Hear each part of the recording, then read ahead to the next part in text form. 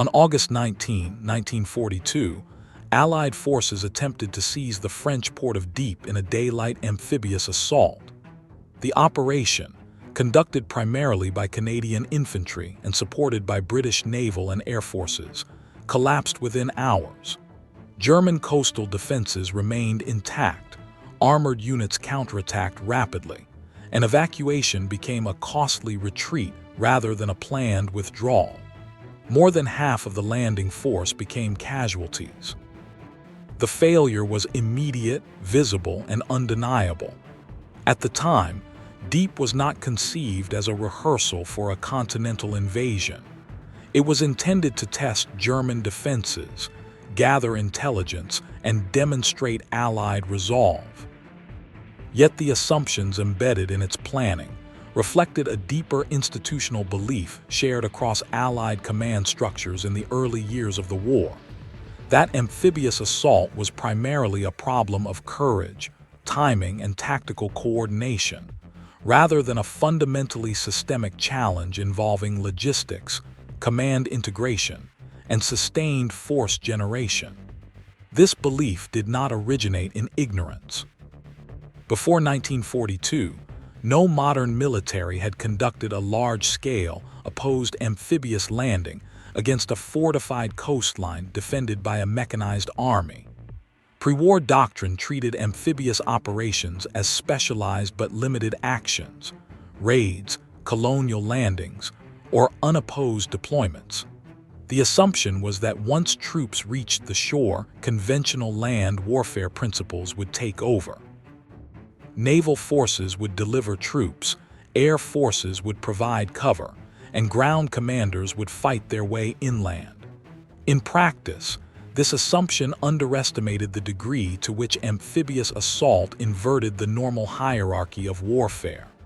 On land, logistics follow maneuver. At sea to shore, maneuver depends entirely on logistics functioning under fire. Every rifle, vehicle, artillery piece, and radio had to cross a narrow physical interface, the beach, at precisely the moment when the enemy's firepower was most concentrated. Failure at that interface did not merely delay the operation, it threatened the existence of the force itself. Early Allied attempts revealed this mismatch between assumption and reality. At Gallipoli in 1915, Allied forces had already encountered the problem in embryonic form. Landings stalled, supplies piled up on beaches, and command structures fractured under pressure. Yet the lessons of Gallipoli were filtered through the lens of World War I, where limitations in communications, naval gunfire accuracy, and air power were seen as the primary causes of failure. By the late 1930s, many planners believed technological progress had rendered those lessons obsolete. The interwar period reinforced this optimism.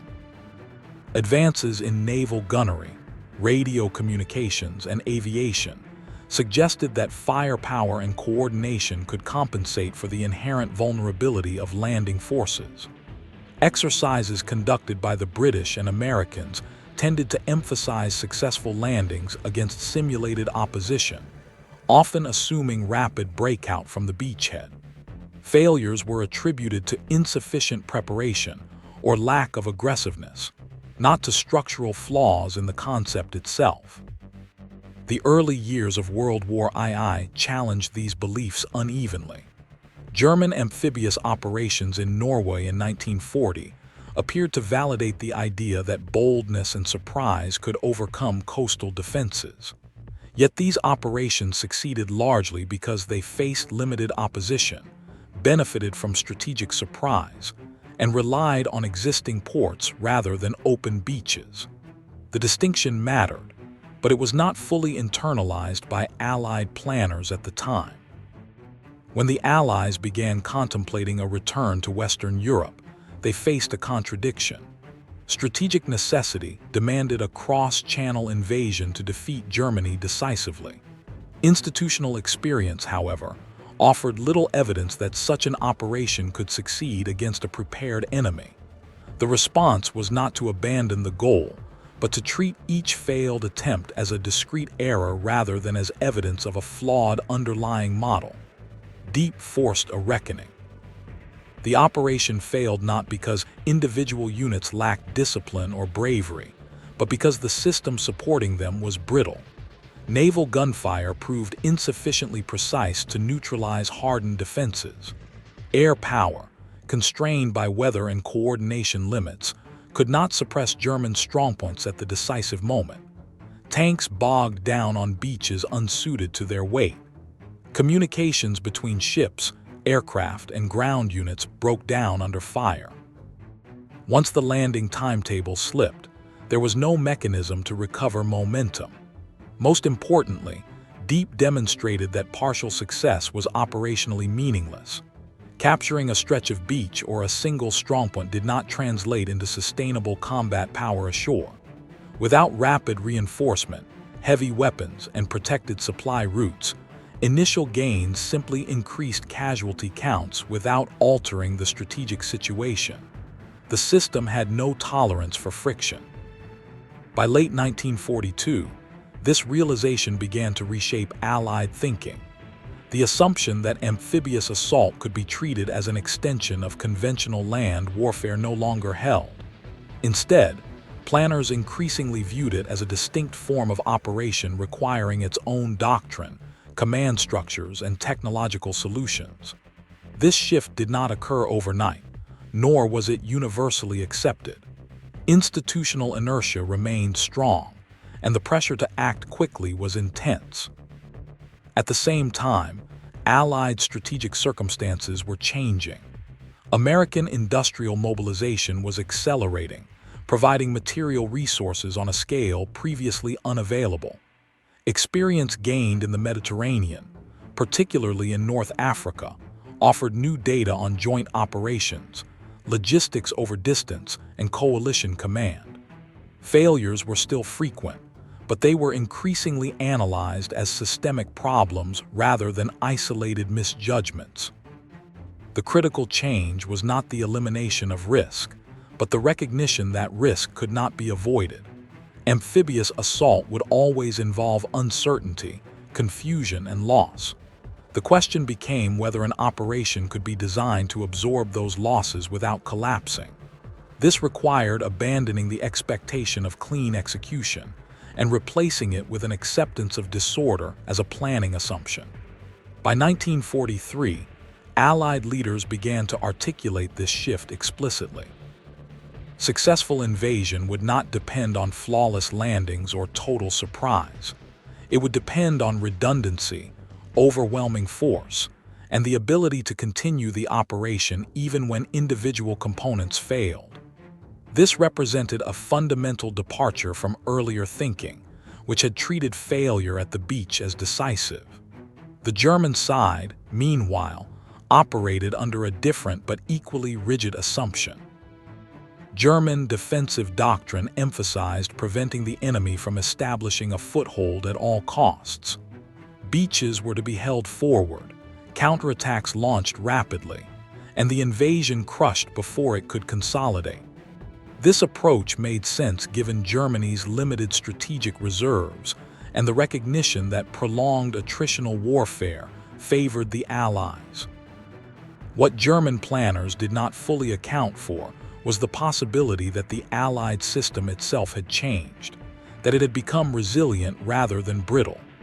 The assumption that disruption at the point of landing would cascade into collapse rested on the belief that Allied command and logistics were as fragile as they had been at deep. By early 1944, this assumption stopped being true.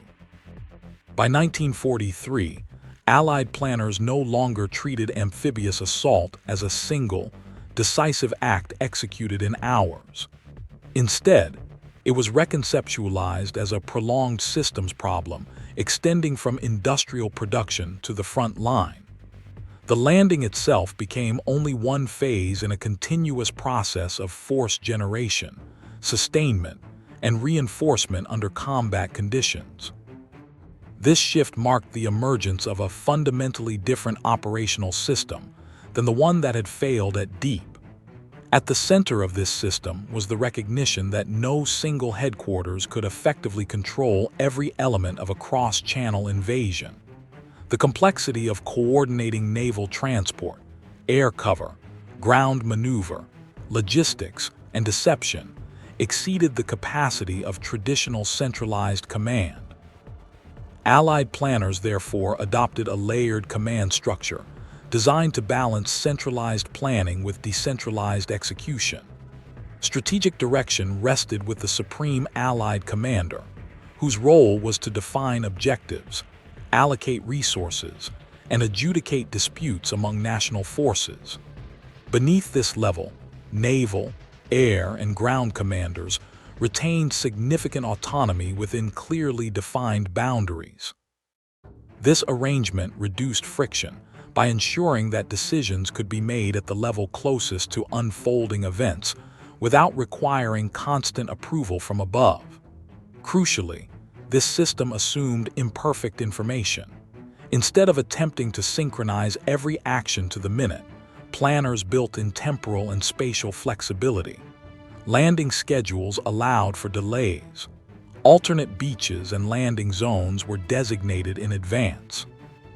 Reserve formations were held back not merely as reinforcements, but as tools to restore momentum if initial assaults stalled. Logistics planning reflected the same philosophy.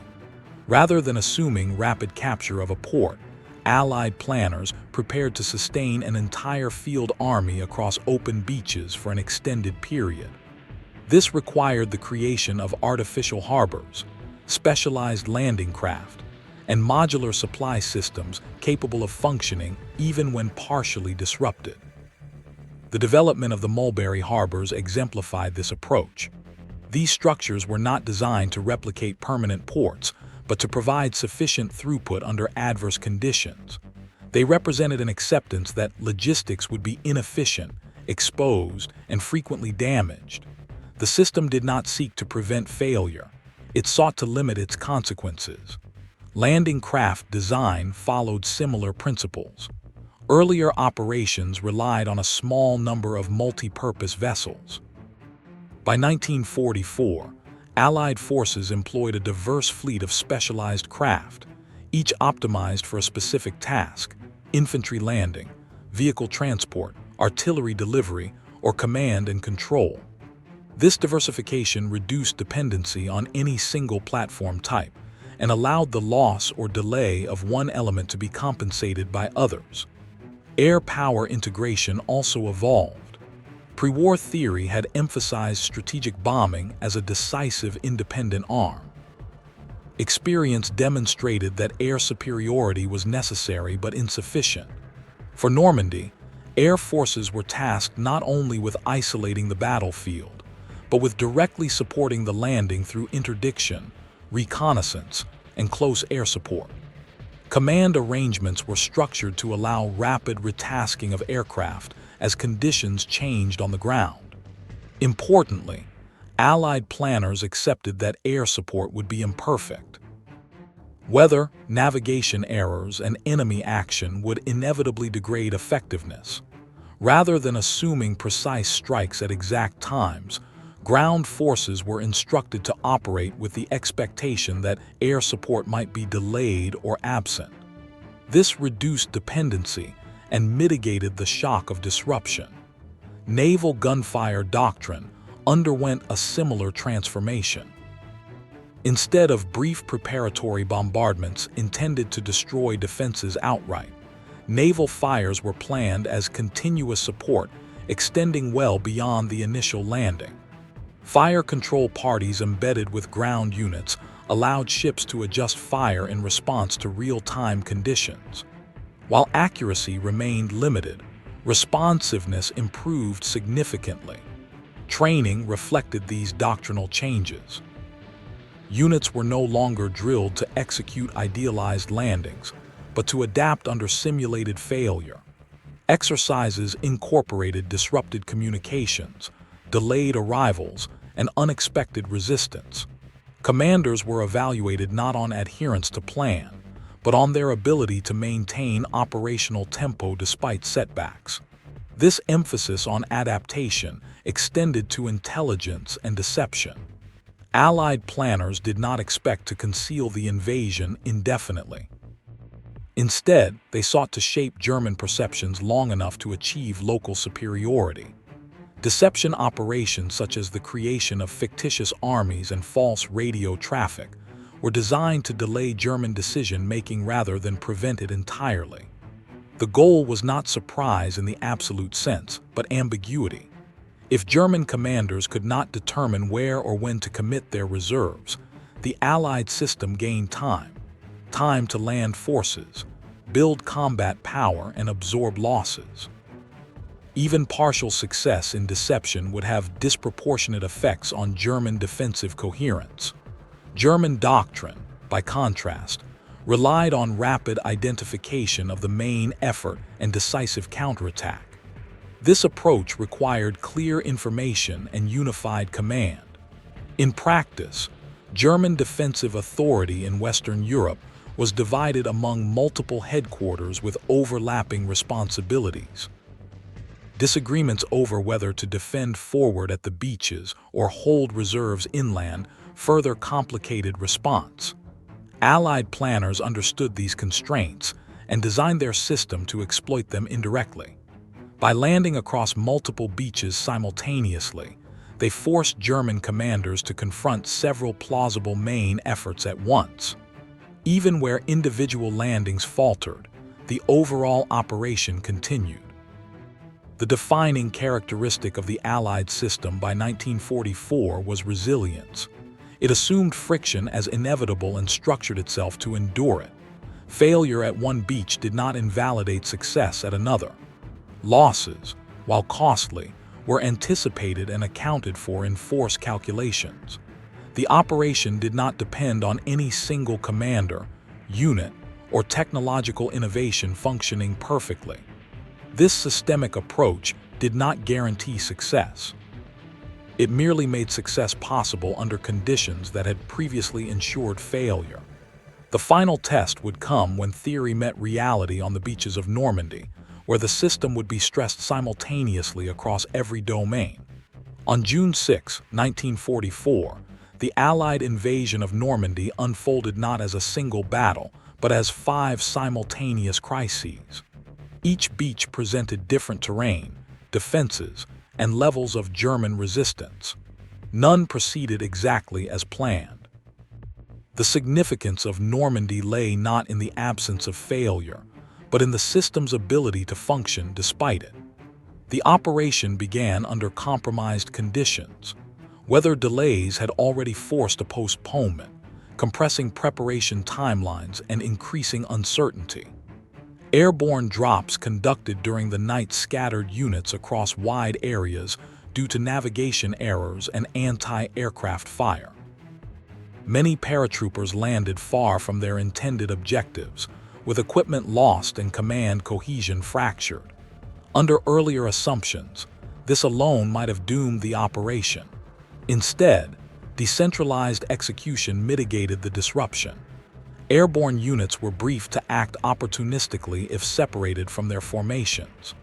Small groups attacked targets of opportunity, disrupted communications, and created confusion disproportionate to their numbers.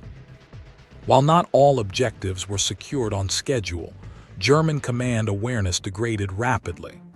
At the beaches, the divergence between expectation and reality became immediately apparent. On Utah Beach, navigation errors pushed landing forces off course, but onto a less defended sector. Commanders on the ground assessed the situation and adjusted landing plans without waiting for higher approval. Reinforcements followed the revised axis, and the beachhead consolidated with comparatively low casualties. Omaha Beach represented the opposite extreme. Pre-invasion bombardment failed to neutralize German defenses, many of which were protected by terrain and reinforced concrete. Strompoints remained intact, covering the beach with interlocking fields of fire. Infantry units suffered heavy losses during the initial waves, while tanks sank or were destroyed before reaching shore. Under earlier models, this level of disruption would have forced evacuation. At Omaha, evacuation was neither feasible nor doctrinally emphasized. Commanders lacked both the expectation and the mechanisms for a rapid withdrawal. Instead, the system defaulted to persistence. Naval gunfire was retasked dynamically to suppress individual strongpoints.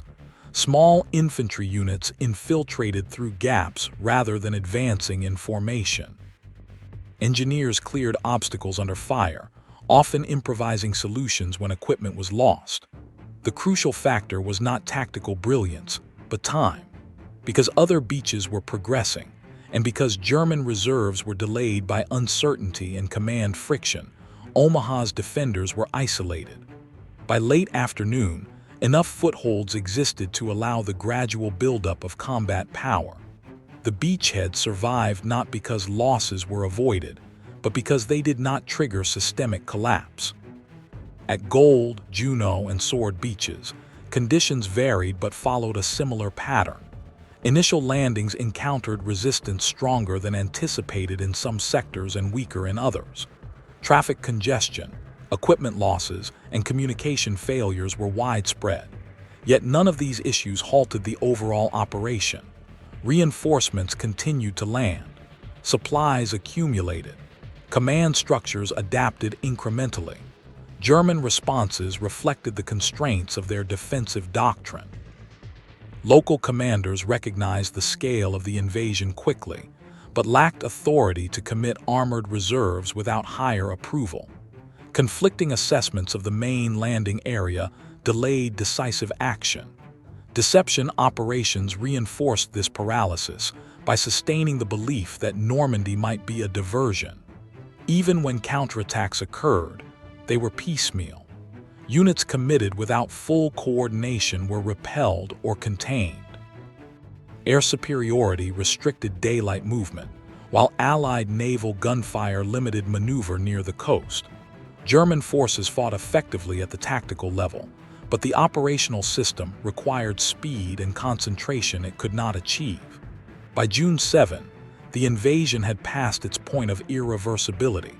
The Allies had landed hundreds of thousands of troops and thousands of vehicles. Beachheads expanded and began to link together. Temporary ports and supply routes came online. Losses remained high, but replacement capacity exceeded attrition. The decisive contrast lay in how each side treated failure. Allied planning had assumed it. German doctrine had not. Where Allied systems absorbed friction and continued, German systems magnified uncertainty and delayed response. The invasion succeeded not because everything worked, but because nothing failing proved fatal. If you find this kind of forgotten military history as compelling as we do, we'd be honored if you'd consider subscribing. These stories matter because they explain not just what happened, but why. The immediate consequence of the Normandy landings was not a rapid breakout, but a grinding contest of endurance. Allied forces did not surge inland as pre-war theorists had once imagined. Instead, they became engaged in a slow, attritional struggle against German formations, fighting from prepared positions in the Norman bocage. The significance of this phase lay not in maneuver, but in sustainment. What Allied commanders did not yet fully understand on June 6 was how decisively the invasion had shifted the strategic balance, even before major territorial gains were made. The German defensive system in the West had been structured around preventing an Allied lodgment altogether. Once that failed, there was no coherent secondary plan capable of restoring the situation. German command reactions in the days following the landings revealed this structural weakness. High-level disagreements persisted over whether Normandy represented the main invasion or a precursor to a larger assault elsewhere. As a result, armored formations were committed incrementally rather than en masse. Each delay reduced their effectiveness, allowing Allied forces to consolidate further. At the operational level, German units faced compounding disadvantages. Allied air superiority constrained movement, disrupted supply lines, and imposed a constant attritional tax on any attempt to redeploy forces. While German troops continued to fight effectively in defensive engagements, their ability to concentrate power at decisive points eroded steadily. Meanwhile, the Allied logistical system expanded relentlessly. Temporary harbors increased throughput, beach supply dumps multiplied, and repair units restored damaged equipment at a pace unmatched by the defenders. Even severe storms that destroyed one of the artificial harbors failed to halt the flow of men and materiel. The system absorbed the shock and rerouted capacity elsewhere. This resilience translated directly into operational freedom. Allied commanders could afford to conduct costly assaults, pause to reorganize, and try again. Losses were replaced, units rotated, equipment repaired or substituted. German forces, operating under resource constraints and increasing isolation, could not mirror this cycle. The full impact of the invasion only became clear weeks later. German forces in France were drawn into a battle of attrition they could not win, while other fronts were starved of reinforcements. Strategic initiative passed irreversibly to the Allies, even as tactical fighting remained intense and often inconclusive. Normandy did not end the war quickly. What it did was make German defeat inevitable by imposing a systemic imbalance. The Allies could continue to apply pressure indefinitely. Germany could not. The enduring lesson of Normandy lies not in tactical innovation or individual leadership, but in the nature of institutional learning under pressure. The invasion succeeded because Allied planners abandoned the search for a perfect solution and instead built a system that could survive imperfection.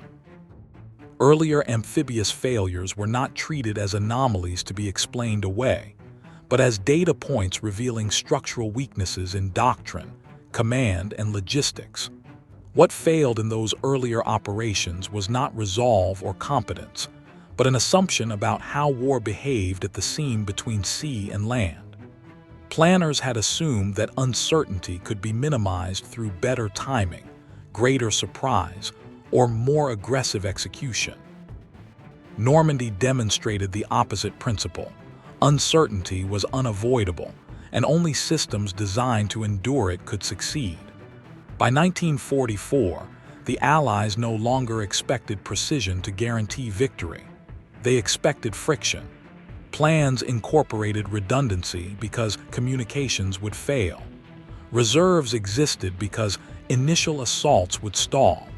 Logistics were overbuilt because ports would not be captured on schedule. Command authority was distributed because no single headquarters could see clearly in real time. These were not signs of inefficiency. They were acknowledgments of reality.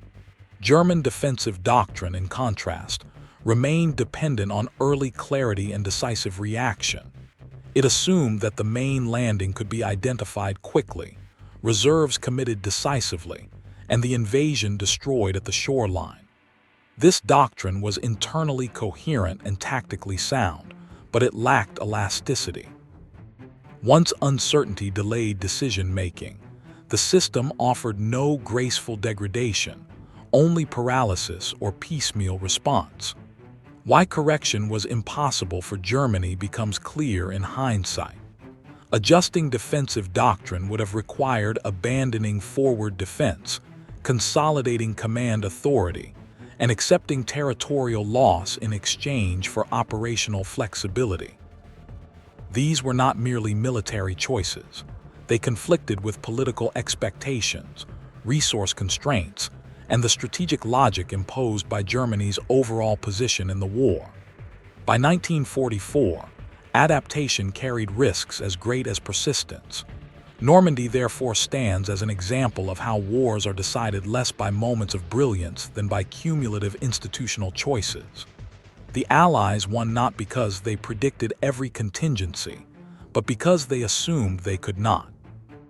Their system was designed to continue operating even when key assumptions failed. German systems were designed to prevent failure outright, and collapsed when prevention proved impossible. The relevance of this lesson extends beyond World War II. Modern military and civilian institutions alike operate in environments characterized by complexity, interdependence, and uncertainty. Success increasingly depends not on eliminating risk, but on managing it, on building organizations that can absorb shock without losing coherence or purpose. Normandy succeeded where earlier amphibious assaults failed because it treated failure as a condition to be managed, rather than an outcome to be avoided. The invasion did not work because everything went right. It worked because enough went wrong without breaking the system that carried it forward. That, more than beaches taken or territory gained, explains why June 1944 marked the beginning of the end. In retrospect, the success of Normandy is often described as inevitable, a product of overwhelming Allied material superiority finally brought to bear. This interpretation is misleading. Material advantage alone does not explain why earlier amphibious operations failed despite local superiority, nor why German defenses in Normandy collapsed gradually rather than catastrophically. What distinguished June 1944 was not the quantity of resources available, but the way those resources were organized, committed, and sustained under stress. The Allied system that emerged by 1944 represented a mature understanding of modern, industrialized warfare as a problem of continuity rather than decision. Victory no longer depended on a single decisive blow, but on the ability to apply pressure consistently while denying the enemy opportunities for systemic recovery. Normandy was designed not to win the war in a day, but to make continued resistance strategically futile. This perspective explains why the invasion plan tolerated outcomes that would previously have been considered unacceptable. Entire airborne units were scattered. Assault waves were delayed or destroyed. Some objectives were missed entirely on the first day. None of these outcomes invalidated the operation, because success was defined cumulatively rather than conditionally. The measure of progress was not whether each task succeeded, but whether the overall balance of force continued to shift in Allied favor. German doctrine offered no comparable mechanism for endurance under uncertainty. Its defensive logic required early identification of the decisive point and rapid concentration of force. When that identification was delayed by deception, air interdiction, and divided command authority, the system degraded quickly. Tactical competence at the unit level could not compensate for operational indecision at the top. The broader implication is that Normandy was not merely an Allied success. It was a demonstration of how institutions learn, or fail to learn, under existential pressure. The Allies institutionalized failure by studying it, integrating it, and planning around it. Germany, constrained by ideology, resource scarcity, and command rigidity, could not. Normandy succeeded where earlier amphibious assaults failed because it represented the convergence of experience, industrial capacity, and organizational humility. Allied planners no longer believed war could be mastered through doctrine alone. They designed for uncertainty, built for loss, and measured success by resilience. In doing so, they transformed amphibious assault from a gamble into a sustained method of war. Once that transformation occurred, the outcome in Western Europe was no longer a question of if, but when.